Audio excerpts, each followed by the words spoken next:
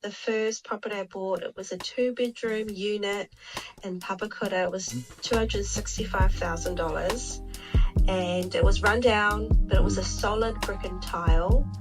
And I was so happy because at 23, I knew that that was an achievement, even back then, to say that, you were able to buy this house. Kia ora everyone, and welcome to episode 14 of What's in Your Kete. I'm Taylor, and this week's guest is Saarah Gul, also known as the Māori Mogul. Saarah recently started her online platform, sharing advice on how to buy your first home here in Aotearoa, and how to be financially smart with your income. We caught up with Saarah as she goes more in depth around her journey in investing and building an economic portfolio, tips for our Indigenous people moving in this space, and plenty more. So let's pass it over to Saarah as she shares what's in her kete. Ko Saarah ahau no tamaki makauranga ahau, kei Papakura ahau e noho ana, I te taha o tōku māma, ko Ngāti Kahanganuki Heretaunga tōku iwi, ko Kahurana ki tōku maunga, ko Tukituki te awa, ko Waipatu tōku marae, ko Ngāti Hawe me Ngāti Hori o Kuhapu, ko Takitimu tōku waka, I te taha o tōku papa, ko Saarah Gul tōku papa, no whiti ia. So yeah, I'm Saarah, kia ora, and from Auckland, born and raised here in Tāmaki Makaurau. My mum's from Heretaunga, Ngāti Kahungunu wāhine, and my dad is from Fiji, so Fijian Indian matua. So, e mihi ana au ki a koe me tō whānau me tō tipona hoki. No mai hara mai ki tēnei puno pāho or what's in your kete. So yes, just wanted to acknowledge you doing your pepeha there, and to thank you and welcome you to the podcast. How did you get involved in finance and investing in the first place? I wanted to kind of get into this kaupapa and look at your early roots in terms of, like, did your parents influence you into becoming financially savvy, or was this something that you were personally interested in from a young age, or what led you into the space of being a financial advisor, I guess, or an expert in the space?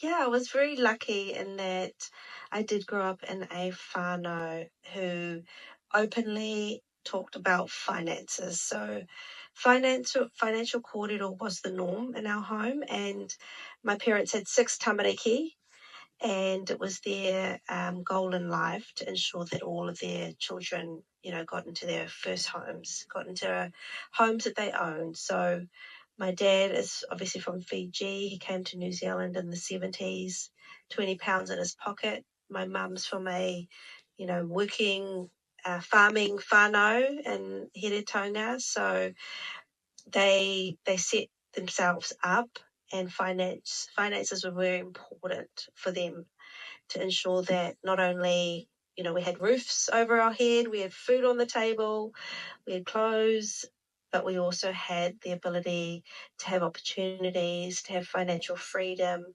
They knew what it was like to grow up with absolutely nothing. And so we were taught that finances are, key to get ahead in life. So when I first got my job at 16, my dad taught me probably one of the most important lessons, and that was the 50-50 rule. So at 16, I want to get my pay and I want to go to, buy lollies, go to the movies and shut my friends' ice cream and all the things. But he taught me it's the 50-50 rule. You save 50% and you can spend 50%. So that fundamental, very early lesson in financial habits, setting those habits at a young age, knowing, what savings is, how it can grow, what it means when when it grows, how you invest it, put it into a term deposit once it gets to a certain amount, what's good debt, what's bad debt, what's, if you're getting the credit card, what does that mean, especially when you're a student? What are the long-term repercussions going to instant finances and getting all these loan shark loans, which I saw a lot of my friends doing because they wanted to buy cars and they wanted to go on trips. And so a lot of those early lessons were taught to me. And so fortunately, I was lucky to not go down the road of bad debt. And I was always on the black, always in the black, never in the red.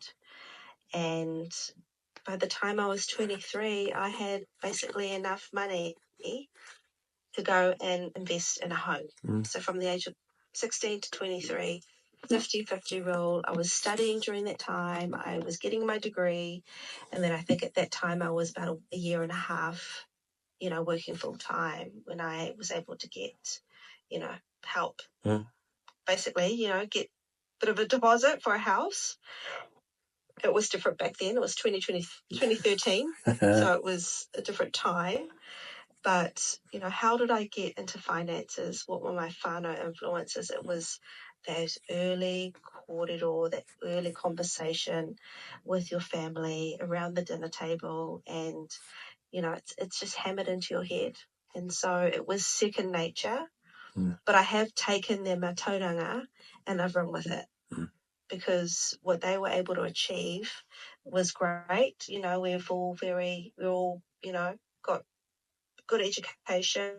We're all in our own homes. But, I want to grow. I want to sort of go beyond that in my own journey with wealth. So I've had a good start and I'm just going to go from there, hopefully reach the stars. And I think that's such a great kaupapa as well. I had a couple of whakaaro that kind of came about from your kōrero there. I mean, firstly, if you could just elaborate a little for our listeners in terms of, you used the term of red and black and going into that, just wanted to, hopefully if you could just clarify in terms of, a little bit more around what that means. Yeah, so red in my life experience has meant things like overdraft. Okay. Things like credit card, Q cards, money that is, essentially if you're in the black, you're in a good financial position. You can pay your bills. So when that credit card bill comes in, you can pay that. When the light bill comes in, you can pay that, and you're still left with money left over. When you're in the red, you've got all these bills that come in and you don't have the money to pay for them. So it's just ensuring that your debits and your credits are aligned and that you have enough money to pay for your credits and still have money left in the debit. So that was actually something I learned in high school, was the debit and the credit kaupapa, and that was in economics class. And I'm just, thankfully I've never been in the red. And I've just lived my life very low-key lifestyle. I haven't wanted to go out and get these bad debt loans. So, it's just that education around, knowing what's the red and what's the black. I'm not an expert. I just want to put that out there. I'm also not a financial advisor. It's just, 10 plus years of investing in property. It's helped me understand a little bit about how cash flow and how the red and the black work.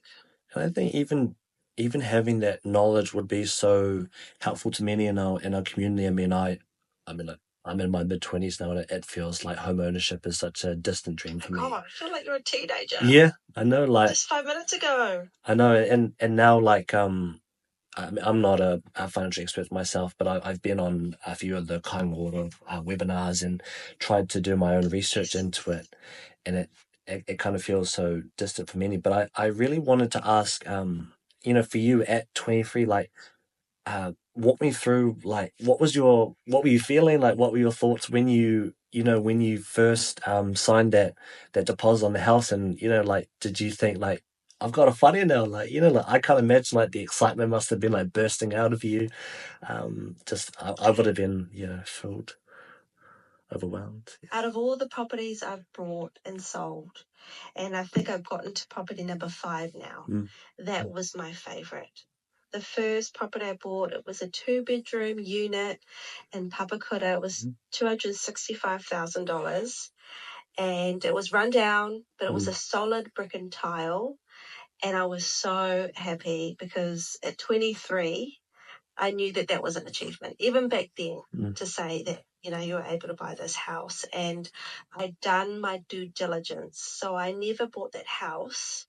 First of all, I bought that house with this, the hinengaro. And, you know, it's so easy to feel drawn to and feel an attachment for a house, especially if it looks a certain way, if it's designed a certain way. That's just natural. But I was also taught in my home training that you never buy a house using your heart, you buy a house using your head. And so I did my due diligence before I bought that house, and I understood what rental yield was at that time. So I think I bought that house $265,000. I needed a $60,000 deposit. And in order to service that loan, service the insurance, service the rates, I needed to pay $400 a week to service that loan, which was $205,000. And I was able to rent out that house for $365, meaning I only had to put in $35 of my own money into that servicing of that mortgage and the rates and the insurance. Like, that's just, first of all, it's unheard of. Mind-blowing. These days, because you don't get those types of numbers. But back in 2013, it was something that obviously I just had to jump on because it just worked out. I had to spend $30,000 at the beginning to do the renovations, and that also meant that I could get more of the rental yield, so have more rental income coming in. So there was some groundwork that needed to be done.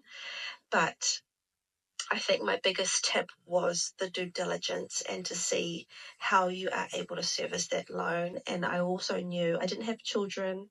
I was working at a, good job. I was at TVNZ at that time. I was on $42,000 a year, which at that time it was, able to service that mortgage quite nicely. But I had never once crossed my mind to live in that house. It was always an investment. So when you don't have as many obligations, if you don't have what I call liabilities, aka children, family, you're able to be out on your own. I was living with my parents at that time, and then after a while I moved to Sydney, so I was able to service that loan through my own income as well as the rent.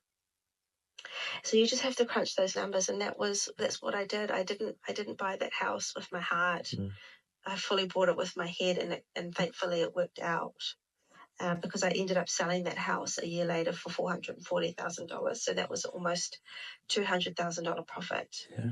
And, it was great. And that house was on the market for a while, so people didn't want to buy it because of how it was run down.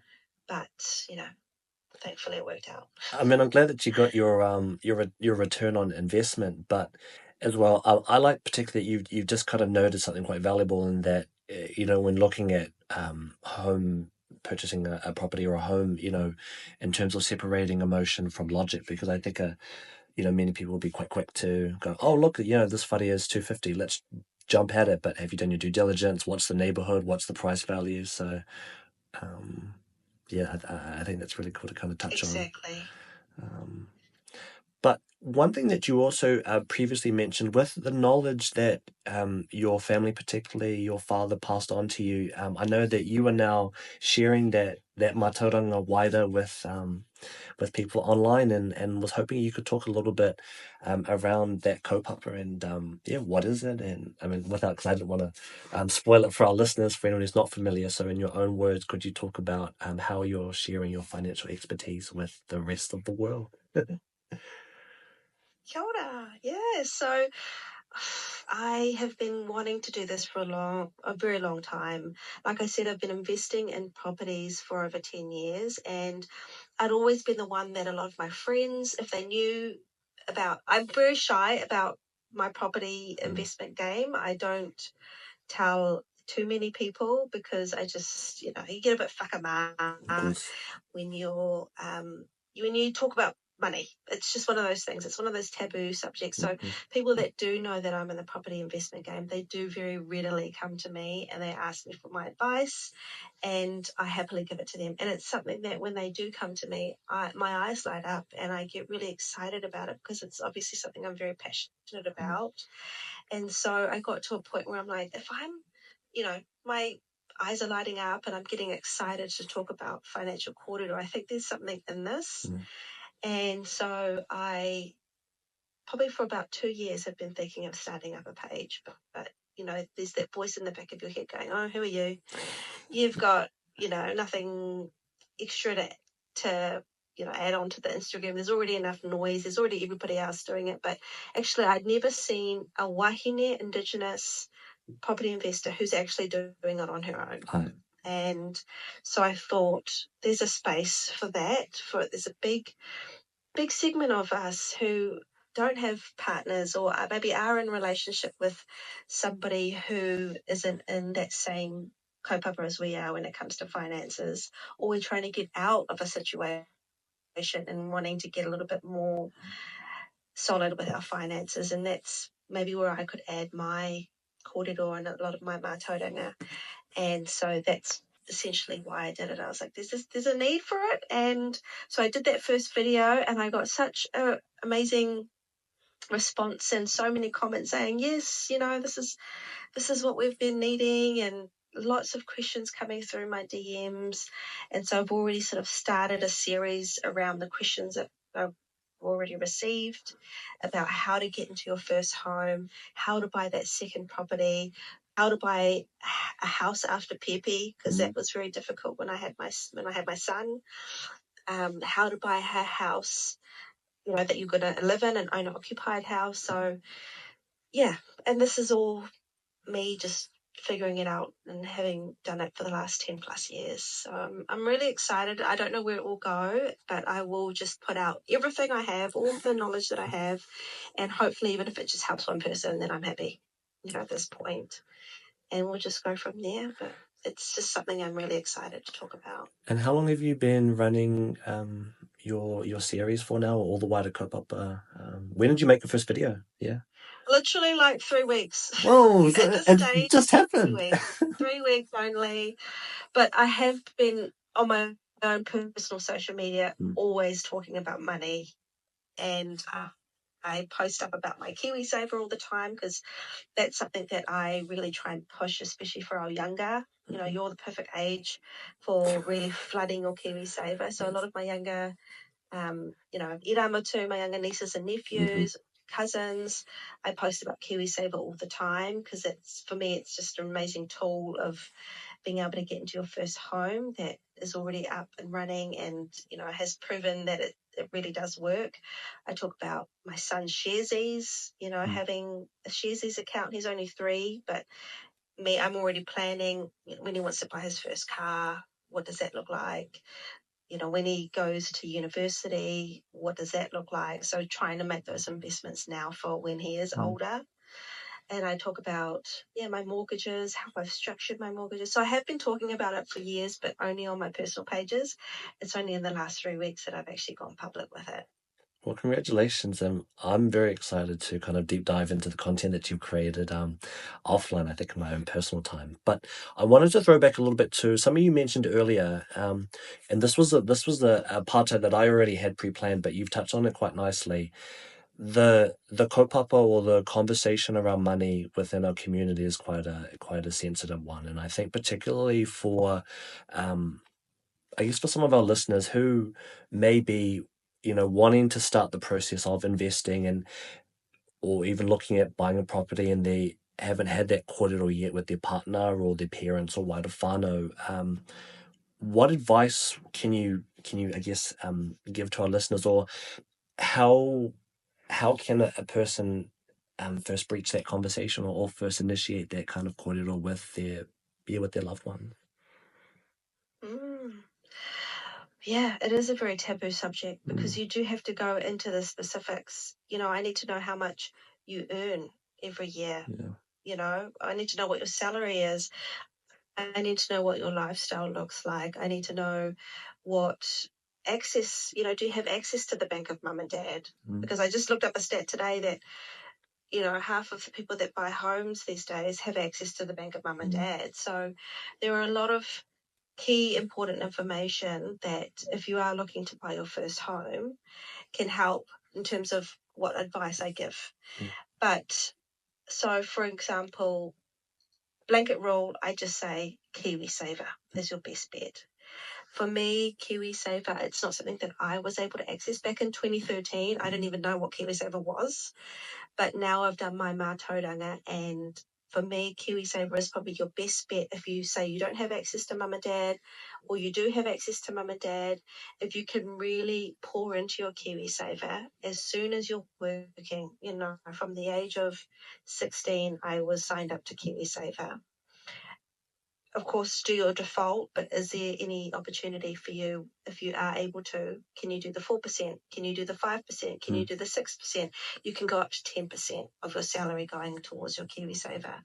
Your employer then matches the 3%. So they're putting a 3%. The government puts in 3%. Can you do voluntary contributions? Are you on an aggressive? Like, you need to be on an aggressive. So the sooner you can do all those things and set that KiwiSaver up, the better. And I wouldn't be putting money, the 50-50 rule, if I was starting out right now, trying to get into my first home, my 50-50 rule, that 50% of my savings would be going on to my KiwiSaver, and it would be aggressive. But I also have to be realistic that if I'm just starting out now, it's not going to happen within a year. I'm not going to be able to buy a house within a year. KiwiSaver is a little bit more of a long-term game. So think about the longer, maybe it's going to take 5 years, because I've been seeing a lot of things on Instagram where if you do this, if you do that, you'll be able to buy a house within a year. I don't believe that's realistic, especially if you're buying solo. You've got to be, in it for a little bit more of a long haul. So that would be my biggest advice is KiwiSaver. There is an amazing qualified financial advisor who I follow. I listen to her every other week. She has a RNZ kōrero. Her name's Mary Holm. She has been investing and she's been an advocate for KiwiSaver for a very long time. So I'm just sort of regurgitating what she's taught me and what I've enacted in my own life, but it does work. I'm on the path for retirement, so obviously I'm in a very long-term game when it comes to KiwiSaver, but I definitely do see that it's helped a lot of people into their first homes, especially if they don't have the access to mum and dad, which is the reality for a lot of people. And it is a taboo in our community, but I think there is so much information. There's so much great mātauranga out there, but it's just listening to the right ones and not getting sucked into this short-term, get-rich-quick schemes. It's knowing that wealth is truly built, long-term, and it's not overnight. So, that's probably my biggest tip is if you're just starting out, look at your KiwiSaver. The next pātai that I wanted to ask, in terms of the mātauranga that you're sharing, how do you incorporate a kaupapa Māori lens into your advice when you're sharing it out through your content, or even if you're just having conversations with people one-on-one or through DMs? I'm on my reo journey. I'm very much in my early reo journey. So for me, it's about, using as much kōrero Māori as I can when I'm doing my series. Speaking in a way that whānau can understand, because I don't sort of see, although I am investing solo, I also am investing for my whānau, and I'm wanting to create a little bit more of a, mokopuna wealth vibe when it comes to my pūtea journey. So I'm not just thinking about me as an individual, I'm thinking about what the moves that I make today, how that affects my future generations. So, and that's something that we can all relate to, and that's something we all want. We just want to be able to provide a life for ourselves, for our tamariki, and also for our mokopuna, so that we don't have to struggle, that we're not living in poverty, we're not living in cycles of poverty. So that's my biggest thing, is just being able to explain things in a way that hopefully whānau can understand. Also being able to show real life what I did, because obviously I am not a financial advisor. I just speak to the experiences that I've had, what I did do that was really good, what I wish I would have done, things I would have changed, things I'm happy that I enacted, and just trying to teach people real life how I was able to get to where I had gotten in life, leading by example, and just showing what a real wāhine can do, trying to be that example, because I know there's a lot of wāhine that are beholden to a partner when it comes to pūtea, that are in situations that they might not necessarily feel empowered to be able to make certain financial moves. And I just want to be, an example. Yeah, and that's I guess the lens. And I'm also I also want to whakamana to my Indian side, because I think that it's different, because I'm in a clash of cultures in a way. And my Māori side, it's almost very taboo to talk about money. And it's like my mum looks at me like she's shut up when I'm saying that I'm investing this much and that much and I've got this much in my sharesies, and she thinks it's a bit crass. Whereas on my Indian side, it's just the norm. You will find that financial kōrero is just the norm. They will very happily talk about how much money they have and how much money they're investing in a certain business or investing in a certain house.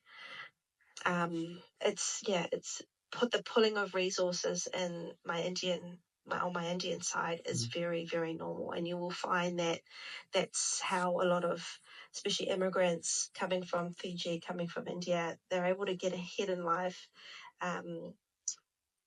Not all, but not blanket rule, but they're able to get ahead in life because their culture is very much about pulling resources. So all of the family, say 3 siblings, will go in and move in one house, buy the house, and you've got one that will stay home and look after the kids, and then you've got 4 or 5 of them working, pay that house off, buy another house, then they all live in that house and they rent that house off, pay that house off, buy another house.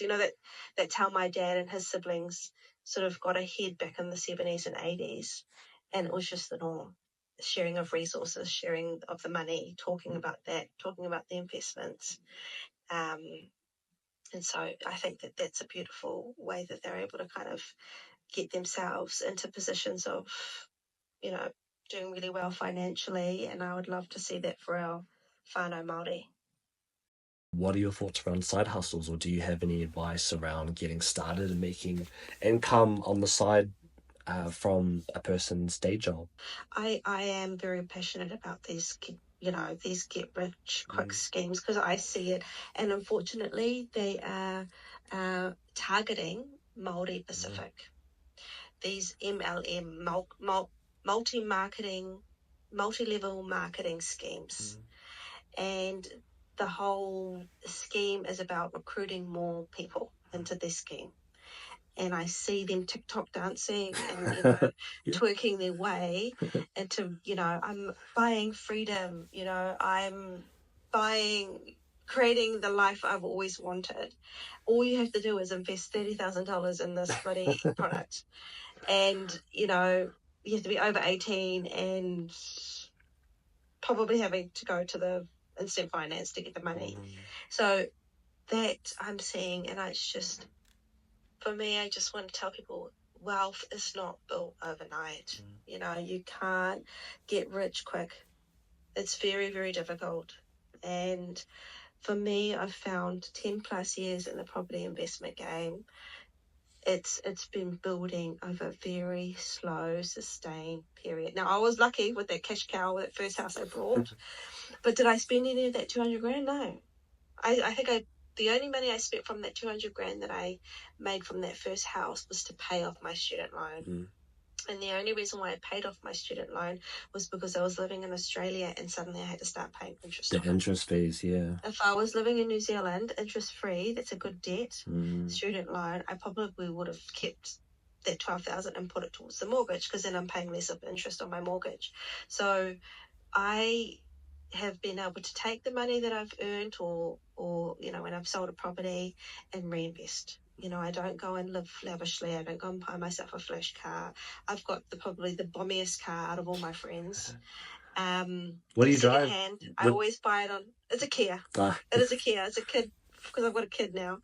Kia Seltos. Nice. I bought it off Trade Me. Paid cash. She bought it in 2021. You know, she was moving to France, so she was desperate to sell. So I got it for a very good price. And so when I bought that car, just sorry, side note, you know, they talk about depreciation. So I would never have bought a car from the dealership and paid market price for it. So I know what depreciation looks like, and so I always pay cash when I'm buying cars. So anyway, side note, get rich quick schemes and side hustles. Now I do believe in side hustles. And my side hustle at the beginning, I hadn't built a career. So when I was 23, I had just graduated and got my degree in communications.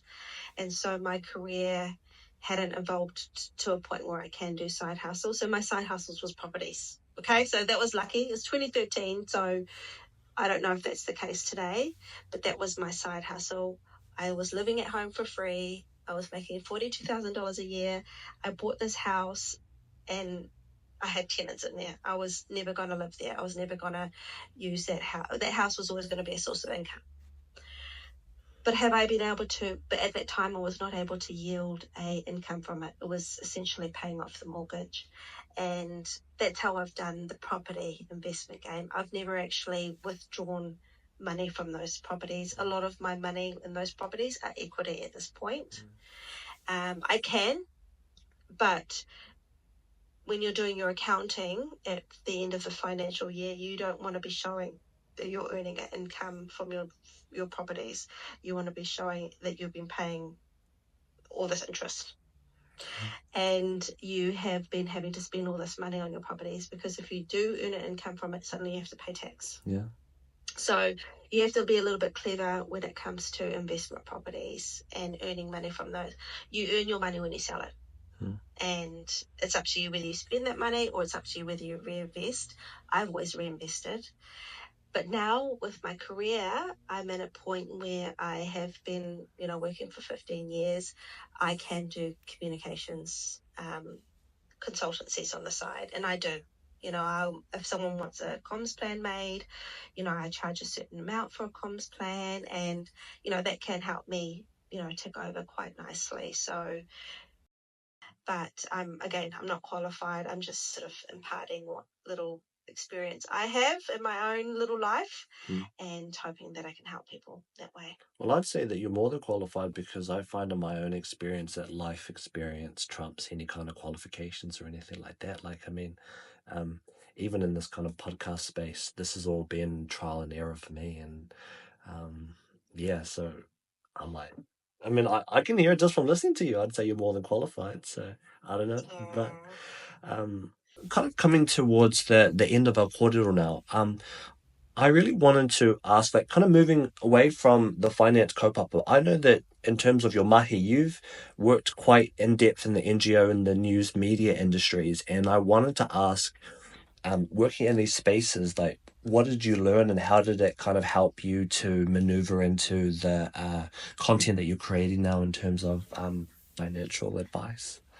Yeah, well, news media was very interesting, because you don't see very often Indigenous, Māori, wāhine doing well. Being in the financial world, going out, celebrating their successes. A lot of times when you're in the news media, you're in the Tory whānau, news cycle. So it was not something that was readily consumed when I was working in news. In New Zealand, when I was working in news in New Zealand, it was 2010 to 2014. So it was a long time ago. It was over 10 years ago. So especially then, it was not the norm to be celebrating wāhine, Māori, Indigenous wāhine when it comes to finances. And then I went over to Australia, and again, maybe even worse. Yeah, I can imagine. Because it was there's no representation of Aboriginal, Indigenous, First Nations communities over there unless you're on NITV, which is the sort of their equivalent to Whakapapa Māori. They're awesome. Yeah. Love yeah. I was working with Yahoo Channel 7. And so mainstream. And again, the representation was not there. And then I went over to London, and even more so. Now, I will say the good thing about London is that it's very, very multicultural. And you've got whānau from Africa. You've got Jamaican. I lived in a very Jamaican suburb. So I lived in Catford, which was southeast London. That's cool. Yeah. So you had Caribbean influences. And so I will say that it was a melting pot of London in a very good way. And it was not, it wasn't like over here where, you stand out if you're doing something, say Māori wāhine, doing really well in business. If you're a black woman over in London doing real well in business, yeah, okay, that's the norm, So that was my experience over in London was seeing that you can, as long as you work hard, anyone can get ahead in life. And so I did take all of that and I took it back, and then I came back to New Zealand during COVID. So I was in London when COVID hit and I got out of there, thankfully before the borders closed, and came back to Aotearoa and then started up in the NGO space and working with churches. When we were talking about Pacifica whānau, a lot of them sort of go to their churches and their leadership in their church for advice. So, tapping into that, working with our marae here in South Auckland. A lot of us are mātauranga. So our home is, our local marae. So mine is out in the dirty south. It's Papakura marae. So that's our po when it comes to, community health and sort of working during those COVID times. That's what I was able to do. And, just tell their story and work with our community. So I think that although I had two different careers, one working in journalism and one now working in communications, I do feel like that storytelling aspect has kind of woven through all of the mahi that I do, even to this day, now that I'm in a sort of a, government public service role. Stories are at the heart of everything that we do. Yeah, and it seems very much like a kind of circle of life moment, I think, from where you started and then to kind of maneuver back, and now you've got all this experience and, kind of now, of course, your stories are accessible to everyone who engages with your content, but I love that.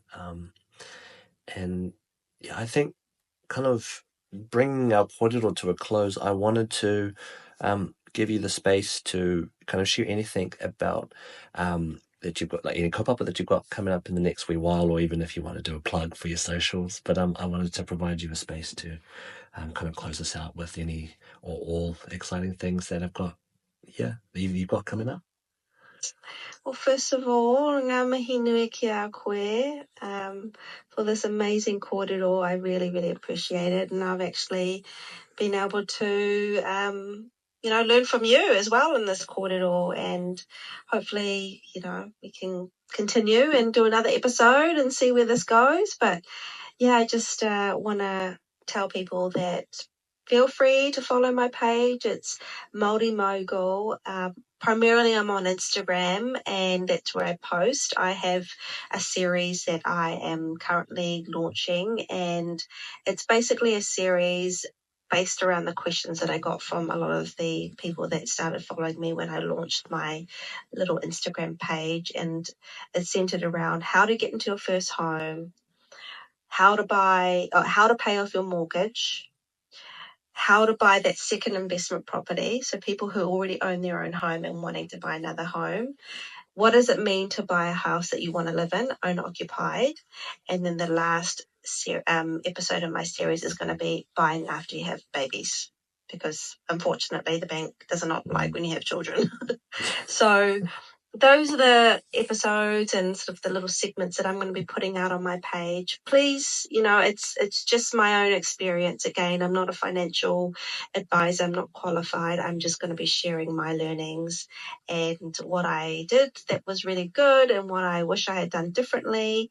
And then we can all just sort of learn together. And yeah, if other people who have also on this journey, I'm very open to learning from them or maybe collaborating with them. So I just want to see where this little side, gig side page goes, but it's something I'm really passionate about. So it doesn't feel like mahi to me. It just feels like I'm putting out something into the world that maybe is needed. And so I'm very happy about that. E mihi ana ki a koe, Saarah. Thank you for your insights and your stories with us today. I love seeing our community thrive in this space, and it was fantastic to share time with you and to hear a little more around how you ended up in this space. As always, we are grateful to our listeners for your continued support. Make sure to come back soon for another episode of What's in Your Kete.